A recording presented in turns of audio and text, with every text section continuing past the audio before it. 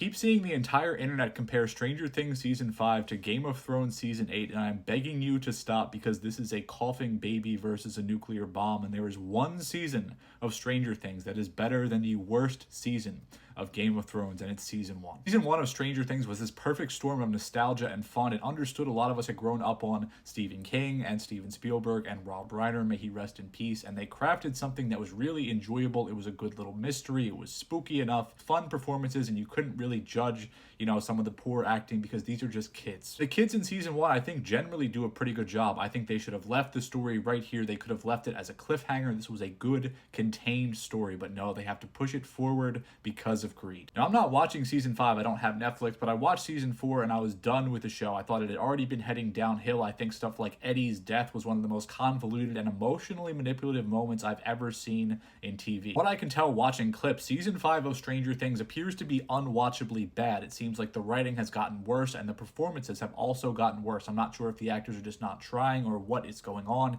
The show also seems to look terrible visually. The show to pull a Game of Thrones, it has to be remotely close to Game of Thrones, right, in terms of the acting, the performances, the visuals, the VFX, the quality of the writing, the emotional bits of this story. There are so many iconic moments in Game of Thrones in every single season, despite how you feel about them. There are moments that top anything Stranger Things has ever done, again, outside of Season 1. From the death of Ned Stark, to Jaime and Cersei's incest and the pushing of Bran out the window, to the Battle of the Blackwater, to the loss of Jaime's hand, really Jaime's entire arc until it's all pissed away. We have the Red Wedding. We have a romance between Jon and Ygritte, which is sensational. Truly one of my favorite romances ever on screen. You can tell they had real life chemistry. It was beautiful stuff, just like Jaime's arc was with Brienne of Tarth, who was my favorite character in the show. The death of Tywin Lannister at the hands of his son, who he mistreated. We have the fight between Oberyn Martell and the Mountain. All of these personal storylines tied up so well over and over again. Daenerys learning how to ride a dragon. We have the Walk of Shame. We have Jon Snow being murdered. In my opinion, he should have stayed